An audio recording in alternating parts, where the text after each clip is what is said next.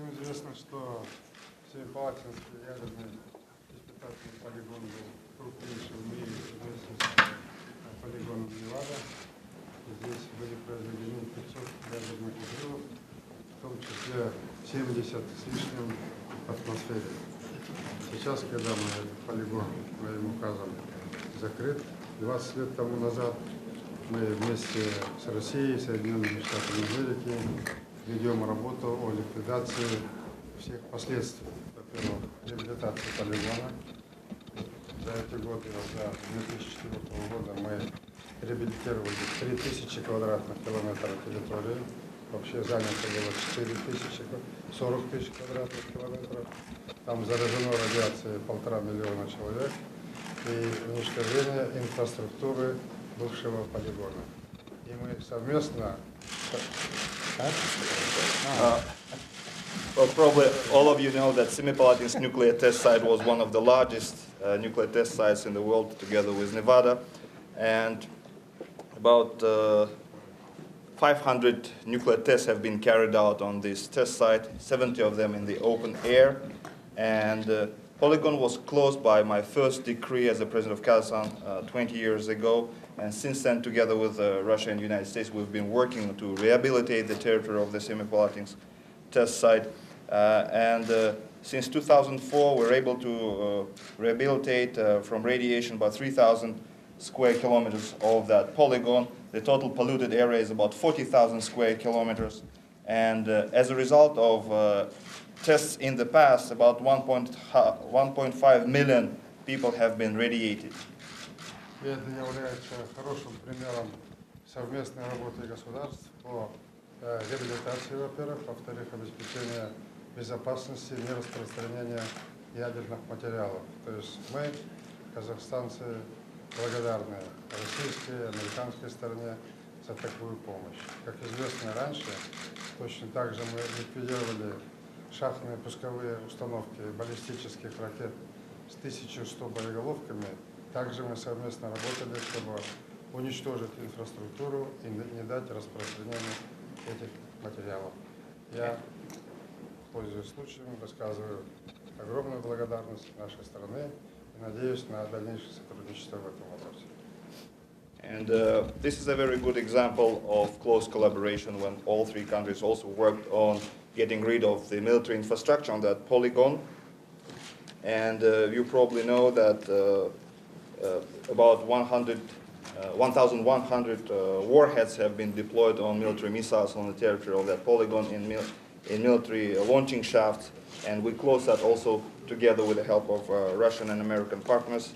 And we are very grateful, the people of Kazakhstan are very grateful for that assistance, and we hope that we'll be able to work together in the future for a safer world, for nuclear non-proliferation. Well, I'm going to just make a very brief statement here. We wanted to do this brief appearance to highlight one of the most significant examples of what we've been doing through this Nuclear Security Summit and what our three countries have been able to accomplish through some painstaking cooperation over the last several years. As President of Kazakhstan indicated, this was a major site for nuclear operations during the Cold War. There was a lot of loose nuclear material that was vulnerable to potential smuggling, to potential infiltration, and as a consequence of extraordinary cooperation between our three countries that actually predates my administration, but was accelerated as a consequence of this Nuclear Security Summit, we've been able to effectively lock down and secure all this vulnerable material. Я хотел высказаться очень кратко, и причина, по которой мы сюда пришли, мы просто хотели подчеркнуть значимость того примера, который мы подаем в плане нашего сотрудничества. Я хотел поговорить о том, как наши три страны за последние несколько лет сумели, благодаря тесному сотрудничеству, достичь очень многого. Об этом как раз упоминал президент Казахстана. Он упомянул об этом полигоне, Это действительно было место, где со времен Холодной войны находилось большое количество ядерных материалов. Эти материалы были очень уязвимы в плане возможности контрабанды, в плане возможности инфильтрации. И таким образом, благодаря чрезвычайно эффективному сотрудничеству, которое имело, кстати, место еще до того, как я стал президентом, мы сумели в результате нашего участия в этом саммите добиться того, чтобы эти ядерные материалы находились в большей безопасности. So, we have been able to do this in part because of the outstanding leadership of President Nazarbayev and the people of Kazakhstan. We've also been able to do it because the United States and Russia over the last several years have shown ourselves to have a mutual interest in making sure that nuclear materials are secured and that they do not fall into the wrong hands. And so this kind of multilateral cooperation is being duplicated as a consequence of this nuclear security summit. And it gives you a specific example of the kind of progress that we're making. We're going to need to make more progress over the next several years, but I'm confident that we can actually meet the goal that we set in the first Washington summit, which is in 4 years to have made extraordinary progress in making sure that loose nuclear material is not vulnerable to smuggling or to potential terrorist plots.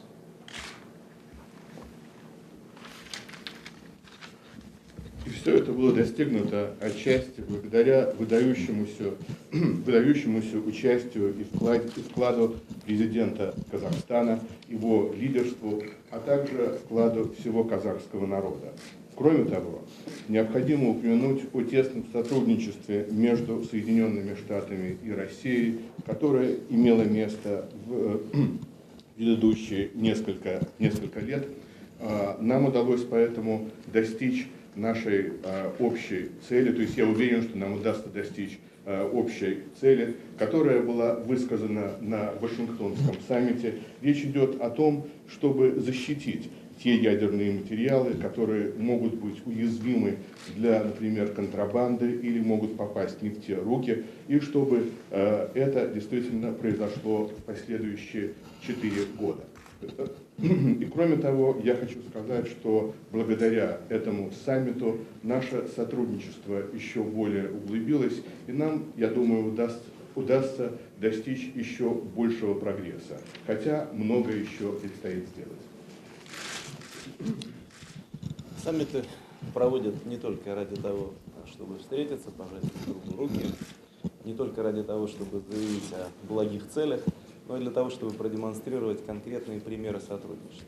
Вот он, конкретный пример сотрудничества. Начиная с 2004 года мы, то есть 3 государства, Казахстан, Соединенные Штаты Америки и Россия, занимаемся ликвидацией последствий использования Семипалатинского полигона. Значит, мы понимаем, какие угрозы создавало его сохранение в прежнем качестве, о чем только что сказали мои коллеги. И сегодня мы можем констатировать, все эти угрозы закрыты. Семипалатинский полигон существует совершенно в другом виде, и Казахстан может спокойно смотреть в будущее, развивая соответствующую территорию. Я считаю, что это действительно очень добрый пример сотрудничества между 3 государствами. Summits are held not only to conduct meetings, not only to shake hands, not only to declare good goals, but it is also held to demonstrate examples, concrete examples of cooperation. I believe that this is precisely one of such concrete examples. From 2004, the 3 countries, the United States, Kazakhstan and Russia, have been cooperating to eliminate the remnants of the past activities within the territory of the Semipalatinsk test site. We were all aware of the threat coming from that test site, and at the moment, now, we can say with confidence that all the threats have been liquidated, and that the Semipalatinsk test site can now develop in a new capacity. The country of Kazakhstan can look into the future. So I believe that this is a good example of practical cooperation which should be highlighted. Я хотел бы поблагодарить моих коллег, президента Казахстана, Нурсултана Назарбаева, за активную позицию и за необходимые условия, которые были созданы для решения этой задачи.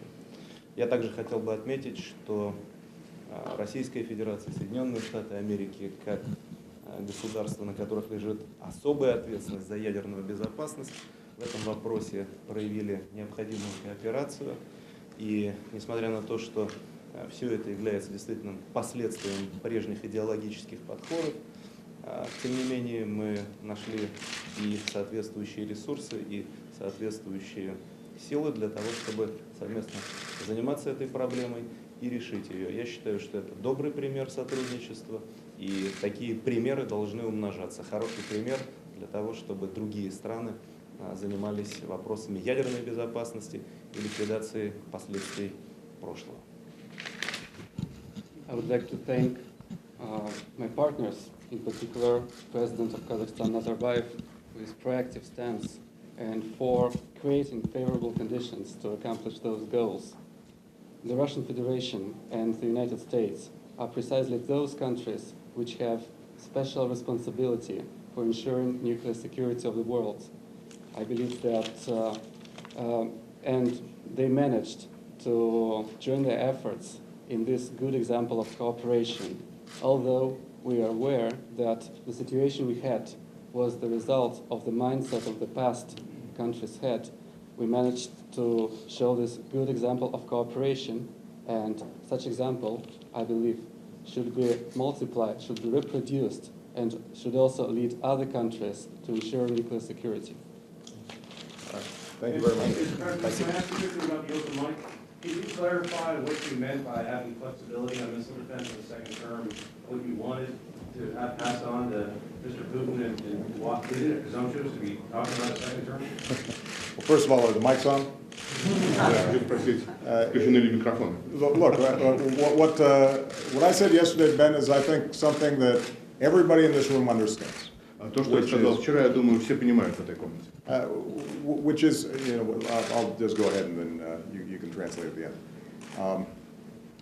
You know, arms control is extraordinarily complex, very technical, and the only way it gets done is if you can consult and build a strong basis of understanding, both between countries as well as within countries. And you know, when you think about the New START treaty that Dmitry and I were able to hammer out and ultimately get ratified, that was a painstaking 2-year process. I don't think it's any surprise that you can't start that a few months before a presidential and congressional elections in the United States, and at a time when they just completed elections in Russia, and they're in the process of a presidential transition where a new president's going to be coming in a little less than 2 months. So it was a very simple point, and one that essentially I repeated when I spoke to you guys yesterday, which is that we're going to spend the next 9-10 months trying to work through some of the technical aspects of how we get past what is a major point of friction, one of the primary points of friction between our two countries, which is this whole missile defense issue. And it involves a lot of complicated issues. If we can get our technical teams to clear out the underbrush, then hopefully in 2013 there's a foundation to actually make some significant progress on this and a lot of other bilateral issues. You know, I think everybody understands that if they haven't been listening to my speeches, I want to reduce our nuclear stockpiles. And one of the barriers to doing that is building trust and cooperation around missile defense issues. And so this is not a matter of hiding the ball. I'm on record. I made a speech about it to a whole bunch of Korean university students yesterday. I want to see us, over time, gradually, systematically, reduce reliance on nuclear weapons. And as Dmitry said, the United States and Russia, because of our history and because we are nuclear superpowers, have a special obligation. That doesn't make it easy, because Both countries are committed to their sovereignty and their defense. And last point I'll make, the only way I get this stuff done is if I'm consulting with the Pentagon, if I'm consulting with Congress, if I've got bipartisan support, and frankly, the current environment is not conducive to those kinds of thoughtful consultations. I think the stories you guys have been writing over the last 24 hours is probably pretty good evidence of that. I think we'll do better in 2013. All right? Thanks, guys. Oh, I'm sorry. You go ahead and feel free to translate it. Yeah, but he'll translate it, and Yes. you guys will know what's going on.